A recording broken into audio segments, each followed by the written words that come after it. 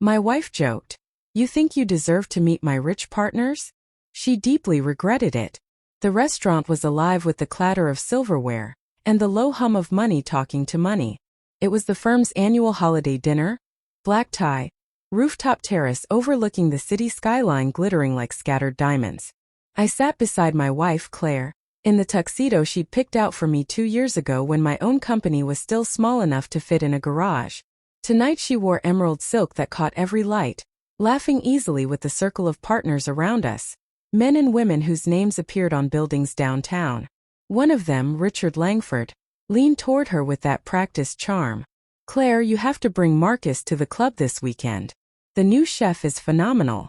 She smiled radiant the way she used to smile only at me. Oh, I'd love to, but Marcus hates golf. The table chuckled. I forced a polite nod.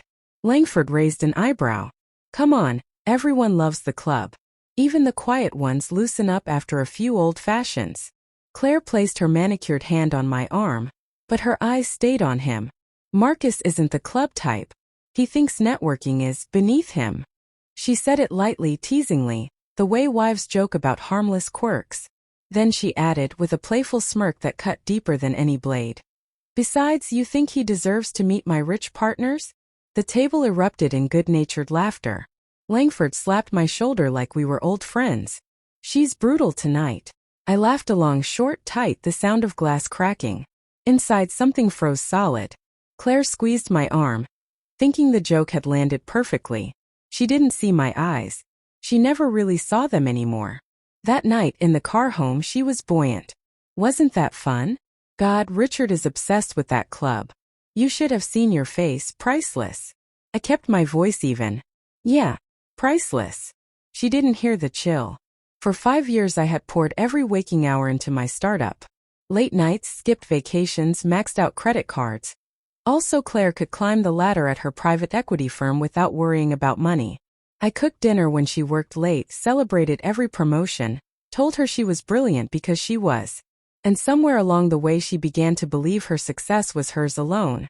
The joke at the dinner stayed lodged in my chest like shrapnel. I stopped mentioning my long hours. Stopped asking about her weekends away, for client retreats.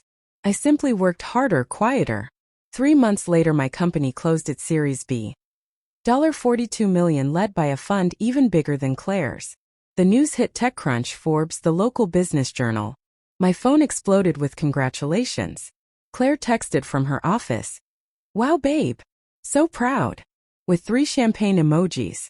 That evening she came home early, arms full of takeout from our favorite Italian place, wearing the smile she used to reserve for victories we shared. We're celebrating tonight, she announced, kicking off her heels. My husband is a genius. I poured myself a drink and sat on the couch. Thanks. She faltered. Everything okay? I looked at her, really looked for the first time in weeks. Do I deserve to meet your rich partners now? The color drained from her face. She remembered. Every word. Marcus. That was just a stupid joke. I didn't mean. You did, I said quietly. You meant every syllable. And everyone heard it. She sank onto the ottoman, eyes filling. I was showing off, trying to be funny in front of them. I never thought that it would hurt me, I finished. Or that I'd actually succeed without your permission. Tears spilled over. I'm sorry. I've been awful. Arrogant. I took you for granted because you were always steady. Safe. I thought you'd never leave. Her voice cracked. Please forgive me. I let the silence stretch until it hurt her more than any shout could. I'm not leaving, I said finally.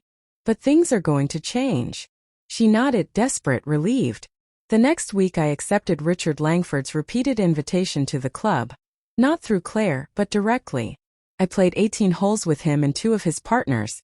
By the 9th green they were asking about my cap table. By the 18th they wanted introductions to my investors. I made them. Claire watched it happen from the edges. At the next firm event she stood alone while I laughed with the same people who once chuckled at her joke. When Langford pulled me aside to discuss a potential strategic investment, she hovered nearby, smile brittle, waiting to be included.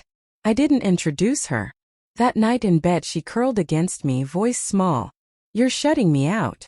No, I said, staring at the ceiling. I'm just not carrying you in anymore. She cried quietly into my shoulder. I hate what I said. I hate who I became. I thought success meant I didn't need anyone. But watching you tonight, seeing how easily you fit without me, I've never felt so small. I didn't comfort her. I let her feel every inch of the distance she'd created. Over the following months she fought to rebuild. Cooking dinners, asking about my day, listening, really listening. Some nights I let her close. Others I turned away, reminding her how cold indifference feels when it's aimed at you. One evening, almost a year later, we stood on that same rooftop terrace for the firm's holiday dinner. Langford raised a glass to me this time.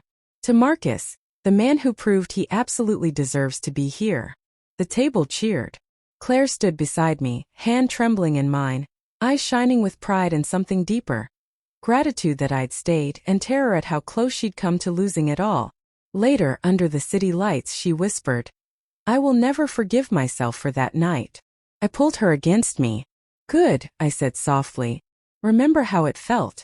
And never make me feel it again. She nodded into my chest, holding on like I was the only steady thing left in her world. She deeply regretted it. And for the first time in years I believed we might actually be equals.